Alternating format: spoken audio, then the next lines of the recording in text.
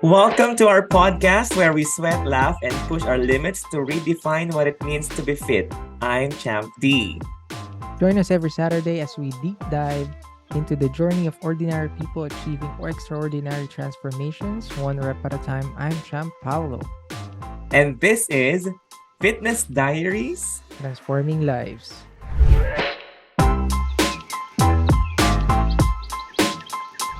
Thank you, D. Thank you. Si D yung gumawa nung intro spiel na yun. Ay, ganun ba yun? Hello! At syempre pa, nasa episode 5 na tayo, Champ Paolo. Imagine mo yun. Oo nga yun. Ang bilis ng panahon. Hindi ko alam na makakapag-commit pala tayo every Saturday. Correct. At a lot of people na may interview. Actually, marami pa eh. Di ba? Marami pa naman tayong gusto i-interview na tao. Mga 1 million. Ang dami. At salamat din sa mga naging guest natin, no? Isa pala si Coach RJ, right? Isa pala. Oo, pero today, grabe, I'm so excited to introduce our next guest. Ito ay malapit na malapit sa puso natin sapagkat isa siya sa mga kasama natin sa ating team sa Kaizen, and that is Team Elevate, di ba, Champ Paolo? So, yes. Ready na ba ang bawat isa? Ready ka na, Champ Paolo? At ready na kaya ang ating... Super excited. Ready na kaya ang ating guest? Of course, syempre, she's born to be, born to be ready. Born ready. Tama ba yun? Anyway, so let me introduce her. So let's get ready to be amazed as we introduce you to a true supermom who not only conquered the challenges of weight loss while raising a family, but also thrives as a vice president for learning in an international company. O, diba? Her incredible journey is one of determination, resilience, and a touch of wit, leaving us in awe of her accomplishments. Join us as we delve into her inspiring story of balancing it all with grace and passion. My dearest Fitness Diaries FDTLs, let us all welcome Champ Ygy Arcilla! Hello, Champ Ygy! Hi, Champ Ygy. Kamusta? Maloka naman ako sa intro niya. Siyempre, kasi pag vice president, mga high level yung mga introduction natin. Yan. Anyway, how are you, Champ Ygy? All good naman. Thanks for inviting me. Siguro, can you tell us muna a little something about yourself na wala sa introduction ni Champ D? Share lang, anything. Okay. Sige. So, number one, I've never been successful in any fitness endeavor before Kaizen.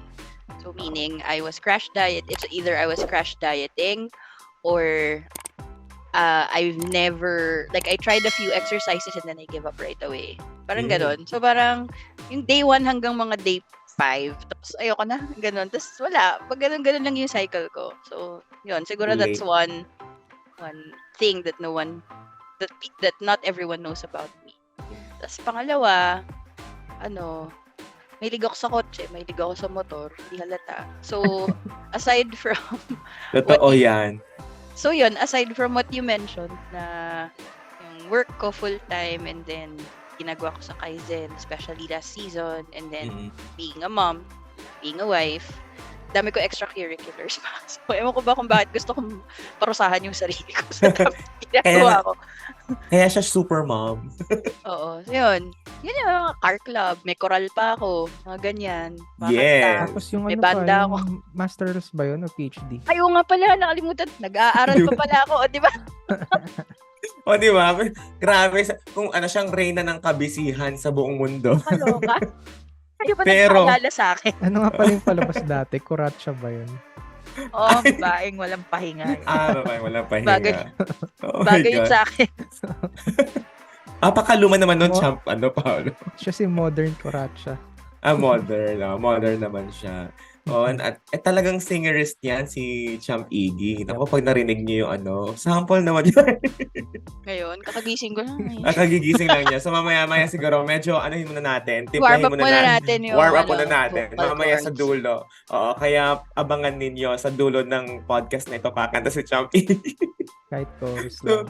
Yeah. Anyway, Siguro na tayo, dive deep na tayo sa mga questions para mas makilala pa natin si Champ Ygy. And I think na napakaganda nung story ni Champ Ygy na to inspire, no, especially mga modern moms na meron tayo. And I hope na itong episode na ito would really resonate sa mga working moms natin na medyo kagaya ni Champ Ygy, ang daming mga bolang ginajuggle, di ba? Pero still, amazing kung makikita nyo yung transformation ni Champ Ygy. Grabe, incredible talaga. So, this is the first question. If yon yun na yun. Kaya na po bahala mag-interpret ng question. Dahil joke lang. Okay, po kami mag-usap sa Team Elevate. Anyway, so ito po, medyo formal yung question natin. In the midst of your busy schedule as a mom and as a vice president, so what motivated you to embark on this incredible weight loss journey, and how did you manage to stay committed? Kasi sabi mo kanina parang 5 days lang. Yeah. Pero ito sa Kaizen, what's yon? Oo. Sige. Okay. I think a very important factor there was my desire to live longer. I think more than anything else. 2 years ago, I developed an anxiety disorder, and it was triggered by several deaths in the immediate family. So, nag-start sa mom ko in 2018. She died of leukemia. In 2020, right in the middle of the pandemic, my dad passed away due to a heart disease.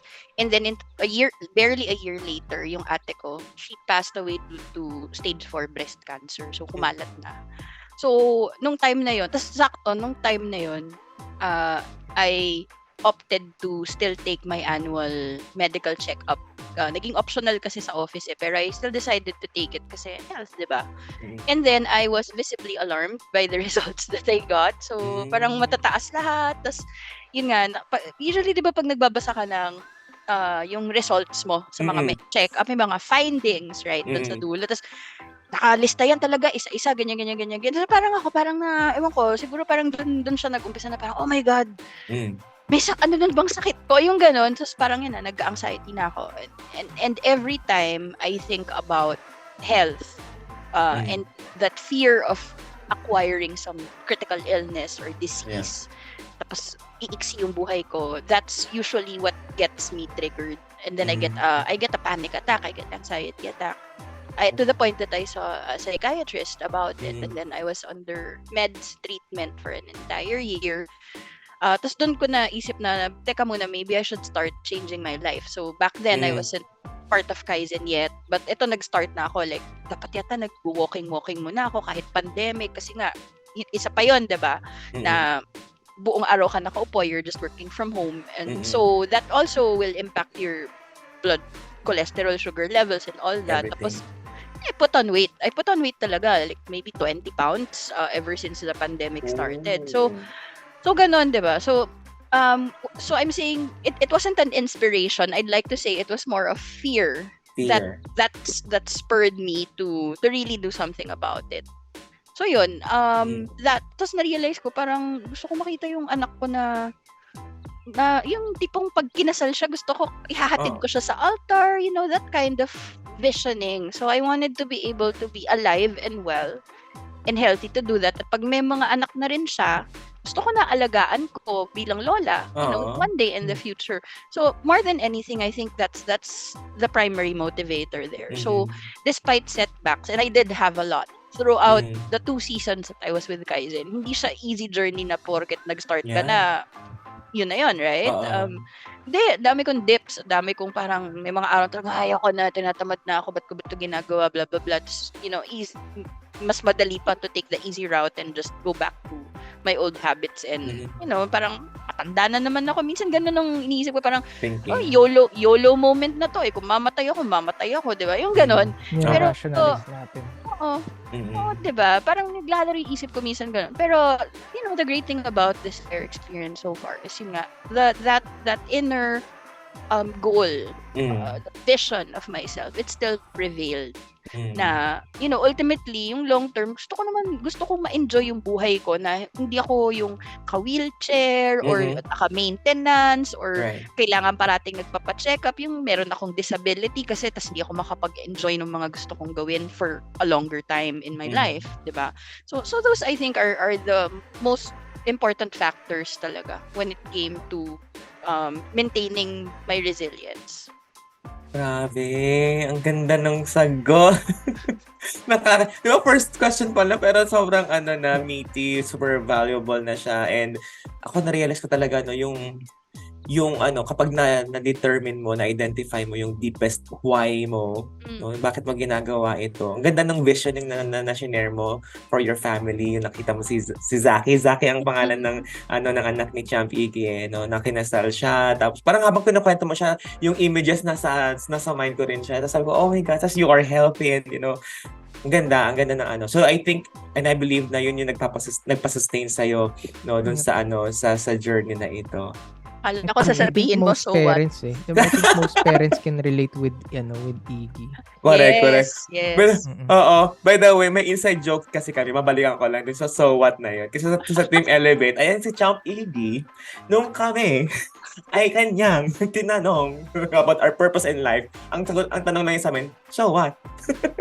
Doon na umikot lahat at naiyak na kami na anyway, inside joke lang yun. So, correct. So, thank you, Champ Ygy. So, that's all for isa tanong wala.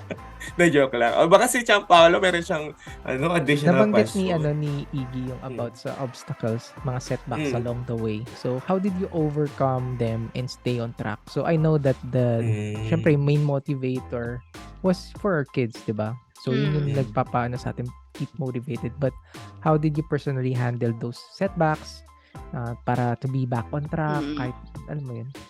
Okay, yeah. So, I think you're referring to like, very concrete examples, no? So, I'll give one. And I think you guys are aware of this kasi hindi talaga ako ma-gym na tao. As in, I mean, okay, even up to now, to be honest, meron akong membership kay AF. Hindi ako pupunta. At least may membership. So yun, international. Kahit sa bansa pa, alam mo yan, di ba? Correct. Pero ewan ko, it's just, so I think, how did I overcome that? So, yun, meron akong membership. So, yeah, just in case there's, kasi nga si AF naman is everywhere, diba? So, in case I miss a workout, I can easily go to some gym located wherever I am, diba? Yung nearest one. But I think, something that helped me there is, I tried to reduce friction talaga.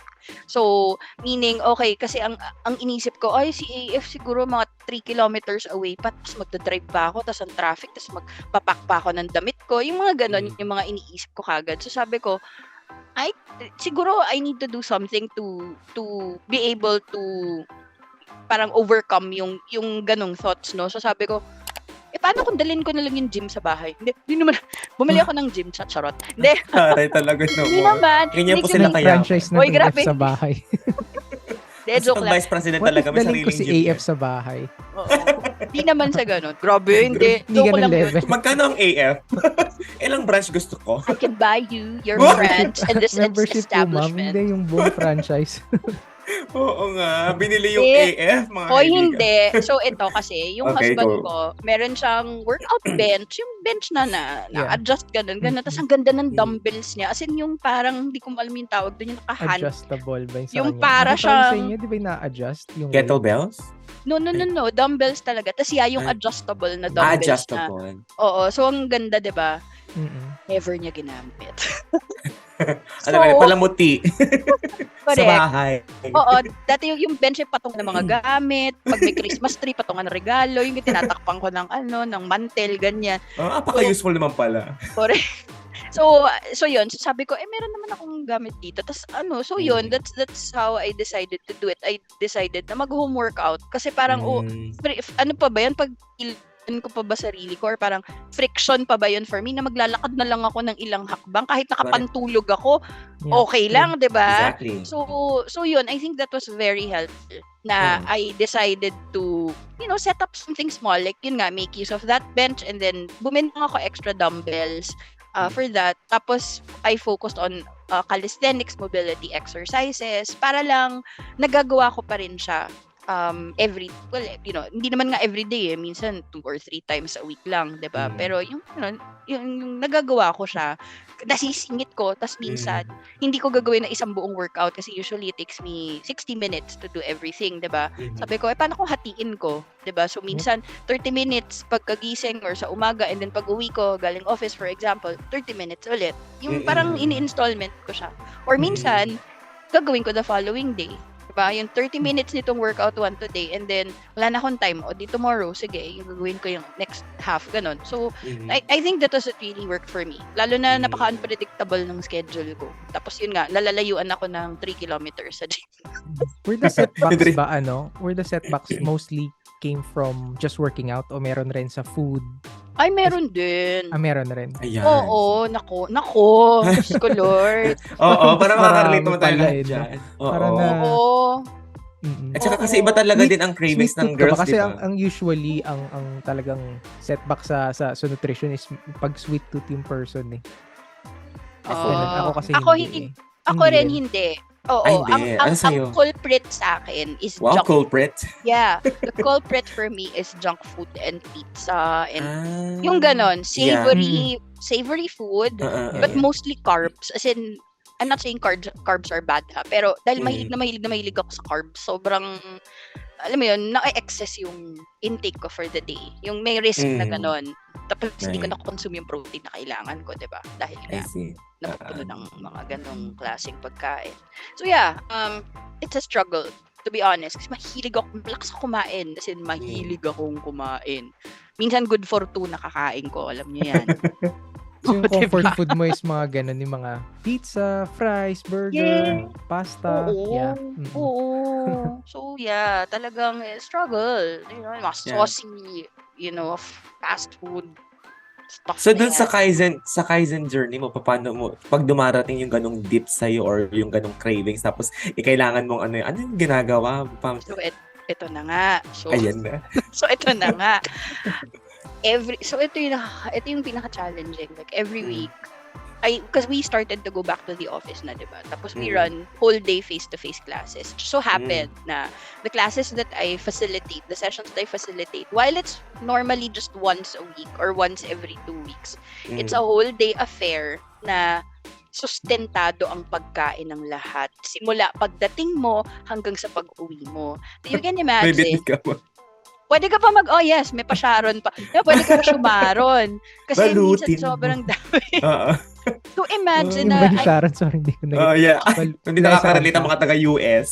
oo nga. Sorry naman. Hindi ka updated pa. Buti na lang kinanta, Di. Kasi wala na akong balak mag-react. Oo, Hindi kaya na lang mag-react Sharon ang dito, guys. tawag doon. Oh, yun. And, So yun. So, isipin nyo, you're experiencing that regularly. Tapos, during the week, so that's on a weekday. Tapos, during the weekend, meron pa akong mga ganap-ganap na kung ano-ano. Family course. gathering, mga car club meeting, may mga pasabog tayong team elevate. Alam mo yun, mga panahon na yun, may mga meet-up sa Yes. lahat. So, syempre, kakain ka, diba? Hindi naman pwedeng hindi or ganun. So ang ginagawa ko, so dun ko natutunan yung importance ng cycling, yung benefit ng cycling, calorie cycling. So I realized na normally yung mga days na hindi naman ako yung let's say it's not a special day. It's an ordinary day. I'm probably working from home or just going to the office doing whatnot.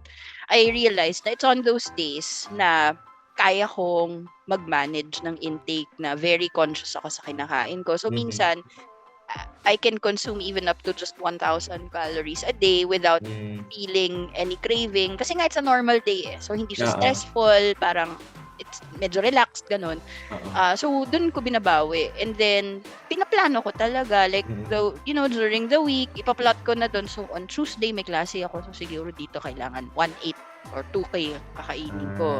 Pag ito yung Sabado, ganun din. Tataas ng 2K. Tapos, do the math, diba? Depending on the deficit that I planned for myself for that week. Do the math. Isa-spread out ko na dun sa remaining days kung ano yung target ko para within the calories pa rin ako for the week. Parang For yun the yung- week. Oo, So planning played a vital role. yes. dun sa ano. Oo. Yep. Oo, tama. Yes. So, dapat Tapos, talaga alam mo yung mga panahon na mapapasabak ka sa pagkain at dun oo, at sa mga panahon na hindi ka mapapasabak sa pagkain, dun mo bawiin. oo. I-less talaga yung calories. Oo. And then, but then again, 'di ba, no matter how much you plan, sometimes you encounter disruptions. I mean, hindi naman siya yung picture perfect na pinlano ko ganito yung mangyayari. And you do encounter things that happen, unexpected things that happen throughout that week na kailangan matuto din ako maging agile. Agile. Diyan. Ito Oo. ba yung lumilipad? Uh, Ay, sorry, eagle pala ag- yan. Sorry na. agile, Angela, Agila. Angela, yeah. Kala niyo, Oo. Okay. So yun, you really need to be to adapt on the fly as well. So that's also one thing that helped me build my own resilience, was to practice agility talaga, yung expecting changes, yung anticipating things, disruptions that may happen, and then being mindful talaga of knowing how to adjust. So for example, plano ko normal day, tas biglang may dumating kang bisita, tapos yan napa-order na akong Grab, ganyan. So, anong gagawin ko? 'Di ba? How will I adjust for the rest of the week? 'Di ba? So ganon. That's really something that I needed to do para ma-maintain ko lang. Kasi nga sabi ko sa iyo, mahilig ako kumain, marami akong kaibigan, marami akong ganap. So, 'di ba? Medyo hindi siya madaling i-manage na parang fixed meal plan lang ako ganito. Hindi siya nag-work sa akin. Kasi iba, yung lifestyle ko talaga is like that. So yun, yung mga meal plan, yung mga magbabaon, hindi ko ginagawa yun. Oo, hindi ko ginagawa yun. So talagang, as it happens. So di ba ang hirap? Yun na nga I think for sure marami makaka-relate at magre-resonate dun sa kwento ni Champ Ygy, no? Especially kasi pag sinabi nating diet, may mga beliefs tayo na okay lang, very restrictive yung approach.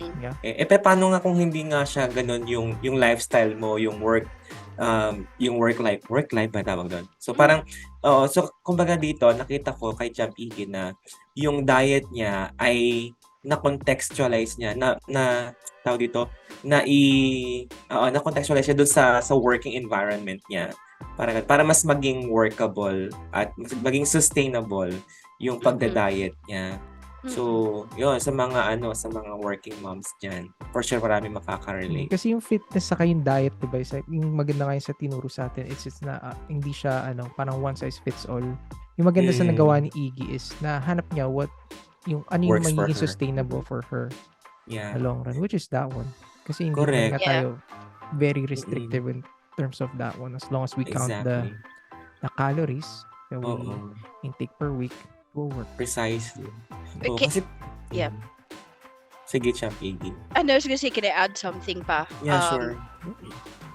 Pero above all, I think you need to be kind to yourself. I think that's another way of bouncing back, recovering. Kasi if you let's say talagang may times naman na gano'n na parang oh God, di ko talaga na meet or talagang I gave in, 'di ba? At the end of the day, I shouldn't be like berating myself or getting angry at myself for not being able to do that. So, syempre may component siya ng self-care na parang okay, so it was a mistake. I didn't get it quite right this time around. What can I learn from it, and how can I kind of move forward from there and apply that the next time around so that I get an even better result. So parang ganon, parang being kind to yourself na parang huwag ka naman sobrang magalit sa sarili mo pag 'di ba bumigay ka ng isang instance, 'di ba? Pwede man mabawiin. Pero syempre huwag mo naman bawiin. Give up ka na lang bigla, 'di ba? Oo, kasi before ganun talaga parang pag hindi na mag-work to sa akin to.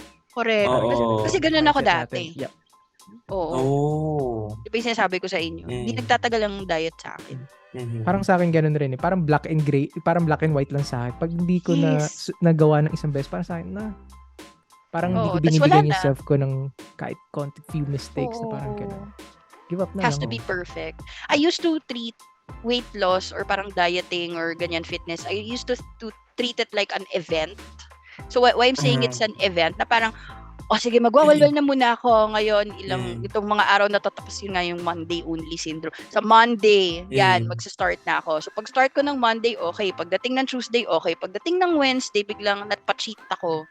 Pa-cheat meal. Tapos parang, so So, pagkatapos ng parang, ay, ayoko na, hindi ko na to ilalog sa my fitness pal, tapos walwal na ako, tapos wala na, nakalimutan ko na. Yung ganun. Kasi wala na, nagkamali na ako. O sige, ulitin ko, Monday na lang ulit. Diba? So, it's a vicious cycle. And I am Yeah. happy that I was able to break free of that. Wow. Ang ganda Galing. sinabi ni Even ni Iggy na before tinitreat niya yung diet as an event compared to now that he's treating it as part of her lifestyle na. Oo. Exactly. So, the term Just there has is to be true. lifestyle. Oh, kasi parang you have to think, long haul ba yung tawag ko? Oh, diba? Parang yung long term. No? Kaya dapat talaga maging sustainable yung yung ating diet program. Anyway, so concern lang ako din sa ano yung naging role ng family mo? Aside from syempre sila yung isa sa mga dahilan, no? Pero sa pag-sustain mo sa program na ito or sa journey mo sa fitness, ano yung paano nag-play yung family mo dito, Champ Ygy? Actually, wala naman sa charot. Wala. Wala pala. So next Wala question. silang role. Wala Kasi silang role. pinagagawan Bahala dito. kayo. Charot. No, actually, it's the other way around. Kasi although pinalam ko to sa husband ko na I joined this program, ganito, it's called Kaizen. And then, yung syempre nung una nagtatanong-tanong siya, ano ba yan? Gumastos ka dyan, ganyan. Tapos, ano bang ginagawa niyan sa'yo? Ganyan. Tapos, napansin ko, so syempre hindi ko naman ma-prove sa kanya, na this is worth it, that, I spent money on this. So, I had to walk the talk. So, meaning, Yes. I went through season 2 and then I did everything. Tapos yun nga, nung napapansin na niya na parang, uy, pumapayot na yung asawa ko. Ganyan. So, parang doon siya parang naisip niya na parang, uy, parang okay naman pala to. Ganyan. Tapos, turning point was season 3 nung nakita niya na si Team Elevate, kasi di ba na-meet niya kayo? Diba? Well, except for Pau. So, yan, na-meet niya kayo. Nakasama namin si Caleb sa Davao. Tapos kasama pa si Zach. Ganun, na-meet niya. Actually, yung husband ko, na-meet pa niya si Metanoia, sila DM. Diba? So sabihin ko, parang very, nakita niya yung relationship, nakita niya yung parang community, ganyan. And so ngayon, although sinasabi niya sa akin parang hindi mo na ako sasali, and I'm okay with that, diba? Parang no pressure naman. Pero I noticed that he's also doing things on his own na nagtatrack na siya ng steps, ganyan. Yung simple things like that, diba? Na, na parang alam ko kasi na hindi ko siya mako-convince. He's the type of guy na kahit na anong ipilit mo na gawin mo to or try mo to, hindi niya talaga gagawin yun. He will do it on his own. And I respect him for that. And so, yun nga, so instead of forcing him or, talking more about the program, I decided to do it na lang so that he can see the changes and, the benefits. Yun nga. Right. So siya, dito ko nagtatrack na ng steps, tapos sinasabi niya sa akin, ako, hindi ako umabot sa target ko ngayon, ganyan. Yung mga ganon. So parang ko parang Kaizen talk to, yung mga pinag-uusapan namin sa Team Elevate, ganon. So nag-start siya sa ganon. Tapos, yung anak ko naman, although, he's also met naman some of the Kaizen folks. And by the way, my kid is just 8 years old, no? So, hindi pa naman siya nag-fitness. I mean, hindi pa siya naman ganun ang sa fitness. Pero, as early as now, no? Because siguro naririnig niya ako. So, when he's eating, he would say, Mama, how many calories does it take to burn what I'm eating? As in, ganun na yung conversation. Wow. Like, how many calories will be burned by X number of steps, ganyan. Tapos pag sinabi ko, mga 50 calories, maglalakad na yan bigla, tatayo, tapos lalakad-lakad around the house, ganon. Oo. Ang galing. Na-impluwensyahan mo ang family because of, kasi nakita nila yung transformation. Oo. And the same naman, outside of so I'm saying my immediate family is my husband and my son. Pero I have siblings also. Yung kuya ko, diabetic. Okay. Tapos, may ate ako isa, overweight siya, ganyan. So, papansin din nila. Tapos yun nga, then they're starting to ask me things na parang nagko-consult. Na parang, paano ba talaga gawin yan? Ano bang diet pwede gawin? Ganito, ganyan. So, of course naman ako, I help and then I supply the information as needed. I answer all their questions. Tapos, sila din naman parang, uy, mapayat ka na, ganun. So, masaya yung feeling kasi you're getting support from family. Most importantly talaga from family. Especially my husband. I think more than anything, a stakeholder here is my husband. So, I needed to get his buy-in. Before I felt really comfortable talking about Kaizen. Diba? Ang ganda Kasi pag yung, sasabihin na naman niya, pag yung results na talaga yung nag-speak for Oo. itself. Tapos Oo. sila, Correct. di mo na kailangan Yes. ikwento, di mo na kailangan i-post. Certificate nila. mo na yun. oo. Correct. Siyempre, yung concern kasi niya parang, di ba, nagka-Kaizen ka, baka maubusan ka ng oras sa akin tsaka sa anak natin. I mean, di ba, ganun naman ang So yun, actually nung Kaizen party, sinama ko silang dalawa mag-ama para, di ba, para makita nila how it is. Doon nga, my husband met a lot of the people from the community. My Nice. kid met Coach Cho. So yun, di sweet. ba? Oo, Galing. yun. So, Nakaka-amaze. all good naman. So ngayon, ayun na, go na siya. Parang, sige, bala ka dyan, mag-Kaizen ka.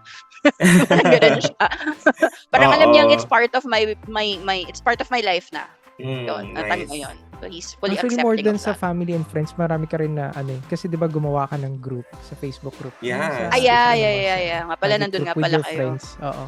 Nakakatuwa kasi 'di ba doon, meron ka rin additional accountability with those people na friends mo sa Yeah. Facebook, sa social media. Syempre friends pa rin mo sila sa personal life. Oo. Nakakatuwa kasi na-inspire mo rin sila. Oo. So, Tas, di ba why did you came up with that one ba? With the group? wala lang kasi parang feeling ko parang gusto kong makatulong na ibang tao. Kasi marami akong friends na ganyan struggle no. Pero ayoko kasi yung dating na parang binibentahan lang ako ng programa nito. Yung ganun. Yeah. Parang I want them to see my sincerity na I want to help, I want to share, I want to give back. I think that more than anything, yun. So parang na-feel ko naman yung vibe ng mga tao na nag-accept ng invite ko na parang, it's a safe space, I can post about anything, I can definitely learn more, ganon. So yun naman yung goal ko for that community. And at the same time, well, nandun naman kayo, 'di ba? Nakita niyo naman. Yes. Nandun naman kayo. So yun, I just wanted to let people feel na there's hope ba? Kasi parang ako yung best example na parang isipin niyo guys, 500 calorie diet ako dati. Hindi ko alam kung sang lakas ang hinugot ko nung panahon na yun. I lost weight. Oo, 500. Yun ang tinagalan ko. Isang buwan. Aminin. Isang buwan ko natagalan yun. Pero grabe, it's unsustainable, diba? So parang, pero nag-yo-yo dieting ako. So a lot of my friends witnessed that. And a lot of my friends in that group also saw me nung payatot talaga ako. So they know the journey I went through. Parang if there's anyone else who can relate, who can empathize, it's these people, and I specifically chose people outside of fitness, outside of Kaizen, na yung talagang very fresh yung kanilang perspective when it comes to health and fitness. Yun. Pero pwede bang mag-invite tayo, for example, sa mga viewers natin if they want to join your okay your Facebook naman. group? Of course, diba? Why not? So, diba? Yep. Plug natin. Ilalagay sa description. Sa description, oo. So, Oo. tignan nyo na lang sa description box yung pangalan ng group. So, it's a private group, no? So, i-apply nyo siya. Meron kayong may essay. Uy, pero nakakatuwa 50 pesos kasi entrance fee. Uy, grabe. Wala pong Registration entrance fee. Hindi, nakakatuwa kasi hindi ko naman din to in-expect. Like, I primarily from it lang talaga accountability. Parang gusto kong i-post yung goals ko doon, tsaka yung progress ko. Parang maraming nakakakita. So, parang mape-pressure ako na gawin lang. Tapos also share the tips, give back. Pero nagulat ako kasi there are also people there na nag-share ng kanilang yung kanilang mga photos, yung kanilang progress. So I felt, sabi ko, wow, parang siguro nakita nga nilang safe space to because they're also sharing. Hindi naman nila kilala lahat ng mga tao na nandun, di ba? That's true. Tapos nagulat ako, nandun din yung pinsan ni Pao, na friend ko. Really? Small world. Yeah. Oh my, that's cool. May common friend. Well, common friend kami kasi yun, pinsan ni Pao. Tapos sobrang friend ko yun, Pao, like way back. From Honda Club siya. So, way back pa, mga Civic. 2009, ganon. Galing. And di ba naalala ko na marami kayong connections nung pinsan ko na yun. Kasi, di ba sneakerhead ka rin? Sobrang rin niya sa Adidas something yata. Nag-shift na siya to Nike. Yeah, I know. So, that's why. That's Pero why. di ba parang, mahilig rin siya sa sneakers. Oo. So, yun. Magkasundo kami doon. Yeah. Oo. Collector din kasi yan si Champ Ygy ng mga stickers. Hindi Ang naman. gaganda. Hindi naman. Hindi naman, grabe ka. Tumigil na ako dyan Isang buong bumili. bahay po nila. Oy, grabe. Exage. Pero isa yan sa mga mga tawag doon, mga collections talaga. Kasi that makes you happy, diba? So, at saka reward mo rin sa sarili. Well, ginastify talaga. Wala na ako sinasabi. Ikaw na nagsasabi lahat. Kasi sa season 4, magtitipid na po kami mga kaibigan. Kailangan na po namin magtipid. Diba, no? Champ Paolo, baka meron ka pang additional question kay Champ Ygs? So, Champ Ygy. sige ito. Sige lang. Kasi yung parang kanina is meron tayong question na parang how it impacted other peoples in her life. Pero ito, how was the fitness journey impacted other aspect of your life naman, such as your career sa JP, right? And then as a role as your mom. Okay, malaking bagay din. So first of all, I mean the most basic one, increased stamina, increased energy. Nice. Because I'm doing a lot of things. So before, when I multitask, let's say in a single day, ang dami kong ginagawa, one ganap after the other, I feel really exhausted, at the end of the day. Partida nun, wala pa akong ginagawang exercise. So lalong feeling mo pagod na talagang exhaustion, diba? And then when I started getting into the habit of eating more properly or effectively siguro and then also being mindful of my cardio, diba? And then in putting in the workouts, that's the time na biglang sumigla yung buhay ko na minsan I find myself na hindi ko na pala kailangan magkape. Diba? May mga ganun, hindi ko na kailangan magkape ngayong araw na to kasi parang may energy pa ako. Ayun. So that's one, no? That's one thing that was very beneficial. Tapos I think also in prioritizing in time management. So kasi when you're fit, when you're when you get enough exercise, when you are able to eat right and sleep right at the same time, because that's part of it. Yes. Mas malinaw yung thoughts. You get more clarity. You're more focused on things. So you get more things done. You're more productive. But at the same time, you also develop emotional intelligence. So meaning, hindi kayong basta-basta tumatanggap ng tasks or whatever, and then you just work on the first thing as if by instinct. So sometimes you take a step back, you set aside biases, and then you really determine what the most important things are that you need to work on, or that you need to engage in for that day. So it saves you a lot of time. So yun. So I think that's been very helpful. Kaya ako nakakapag-thesis, kaya ako nakakapag-car club, kaya ako nakakapag-banda, kaya ako nakakapag-choral, kaya ako nagiging active sa class parent officers ng school ng anak ko. May mga ganun pa, 'di ba? Kaya ako, alam mo na, so everything else, may the hideout pa ako yung sumasagot sa mga booking requests ng mga guests, yung mga ganun. So grabe, no? Tapos syempre nagma-manage ka ng household. So para talaga, no, in short, yung systems thinking gamit na gamit mo doon. Champ Ygy, ang galing. Ano nga ulit yung systems thinking? Charot. Yung thinking systematically. Ito kasi yung previous episode mo. Dinefine mo yan eh. Saka yes, I think yung yung sa una pa lang na increase stamina, yung sa strength mo, sobrang laking benefit na nun sa atin. Kasi lalo na sa working mga nakagaya ni Champ Ygy, diba? So, imagine mo, by just focusing on this fitness journey, mas nag-increase pa yung stamina, yung naging stronger ka sa yung daily living. So, amazing.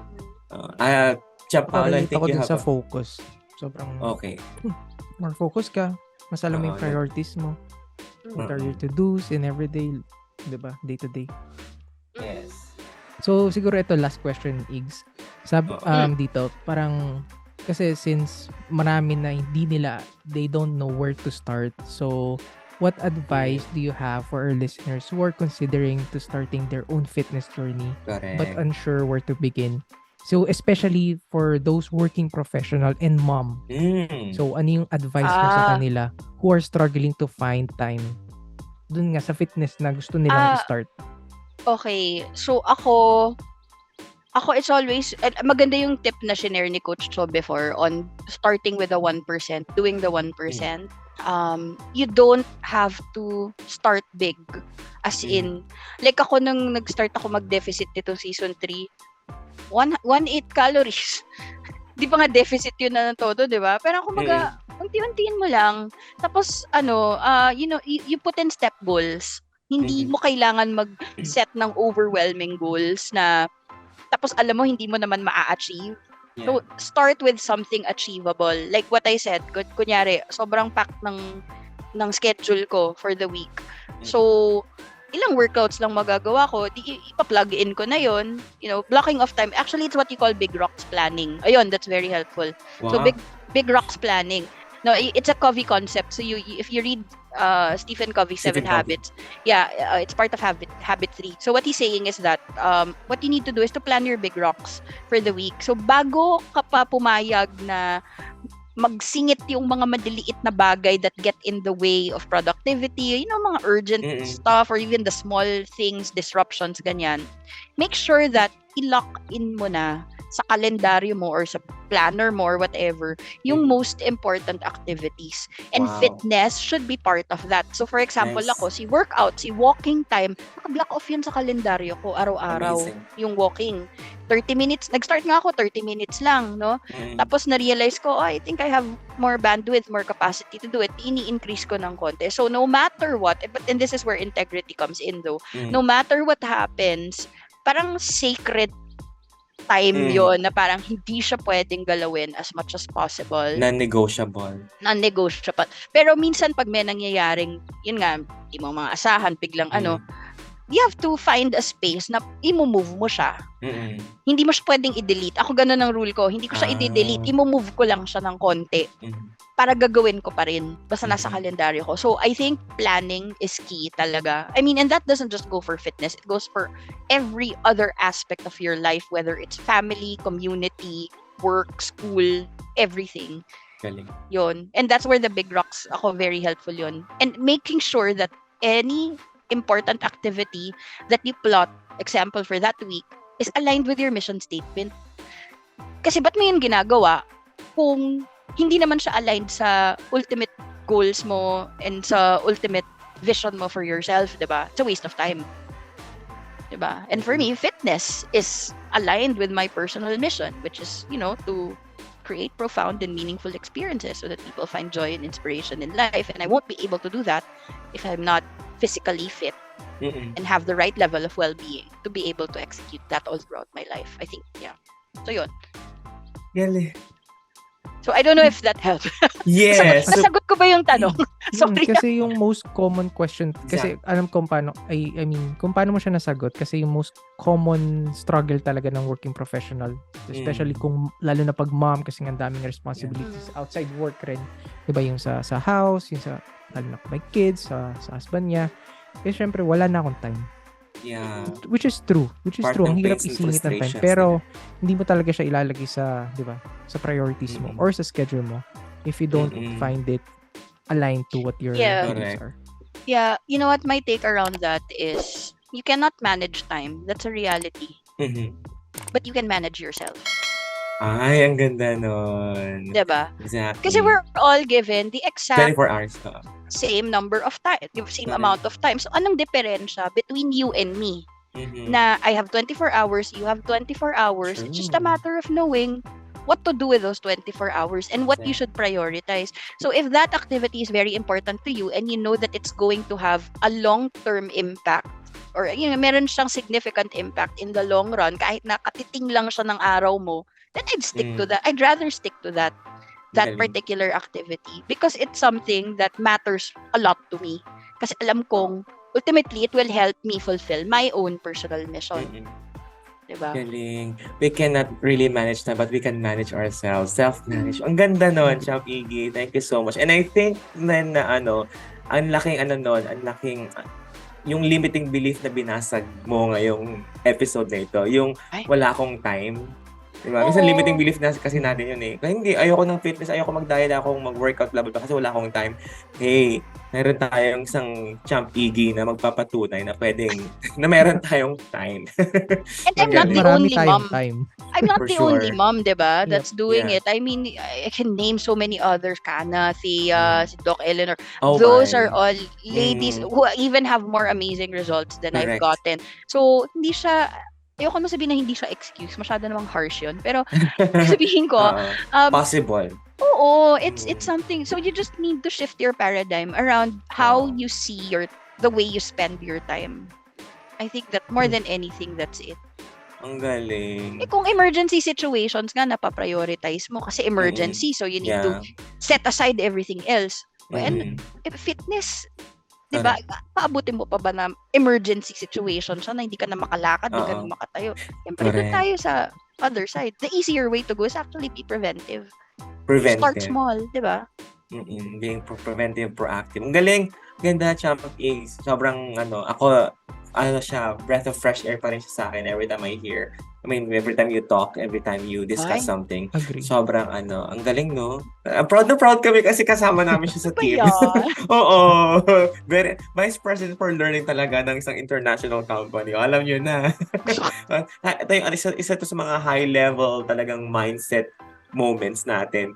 At we're happy na nabuo natin tong platform na to, Champ, Paolo, no, itong podcast na to. Kasi worth sharing itong mga klase ng tao na na-interview natin with their with the value that they could give to the community. So, we're so blessed, Champ Ygy, na nandito ka ngayon, part ng I'm so ng proud of episode. you guys. Thank I'm you. so proud of you guys talaga. Kaya talaga mega subaybay ako dito sa podcast.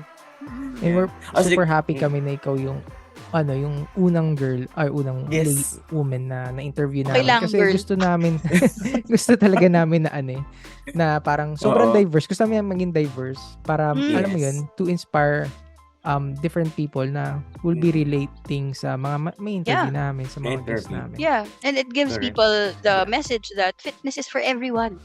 Yeah. Diba? Yeah. Totally. Hindi lang siya para sa mga mahilig sa gym or mahilig sa sports or marunong mag-diet. Hindi, it's for everyone. And everyone deserves to have access to this kind of knowledge about fitness so they can improve their lives. Ang ganda nun. Talaga na-embody nung statement mo na-embody niya yung fitness diaries transforming lives.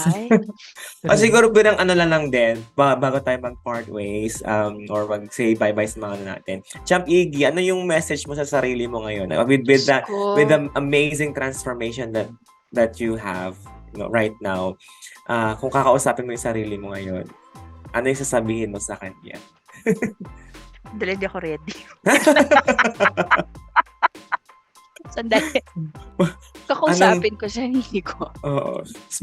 Ito, sasabihin ko, I think more than anything, be kinder to yourself. For so many years, you've been so hard on yourself. I think that's if there's one thing that I'll tell myself na ganon, don't rely on a single incident or a single mistake, and don't let it dictate the rest of your life and the rest of your plans.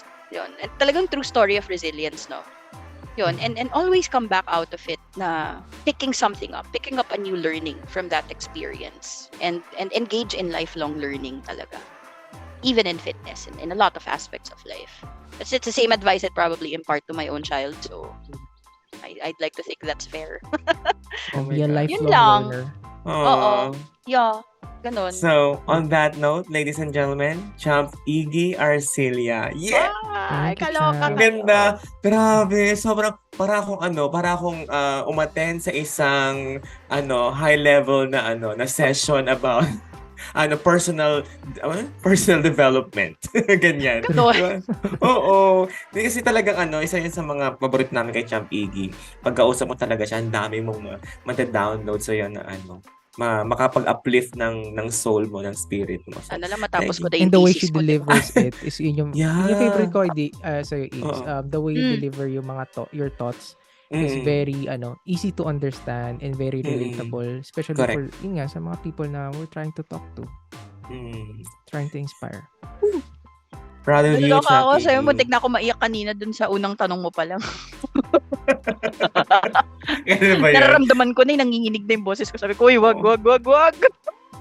Okay lang yun. I mean, sobrang valuable nung mga nasabi mo, Champ Ygy. And for sure, ang daming makaka-relate talaga dun sa kwento mo, yung story mo. And isa ka sa sa mga, tawag dito, epitome ng transformed life. Epitome. Epitome. Gusto ko yarn. Ayun, nakakahit na sobrang dami ng ginagawa sa buhay, ng ganap sa buhay, dahil. Ako sinasabi ko sa iyo, pag nakita niyo talaga yung transformation ni Champ Ygy, magugulat talaga kayo kung gaano kalaki nung Ilalagay ko rin yung Yun Facebook socials ni Yes. Champ Ygy dito sa description. Okay. So you can Ayan. visit her page and see Correct. the yung transformation niya. Mm-mm. And join her group. Naka-public naman. Naka-public naman eh. So, yeah. Yeah. Or join her group kasi pinost niya rin Yeah. naman yung niya doon, yung transformation niya dun sa private group niya. Correct. Kaloka. That's it. Yeah, maraming salamat ulit sa ating mga taga-subaybay sa Fitness Diaries Transforming Lives. Muli, I am Champ D. I am Champ Paulo. Saying take care, God bless, and bye-bye. Bye. Thank you, Champ Ygy. Thank you, Champ.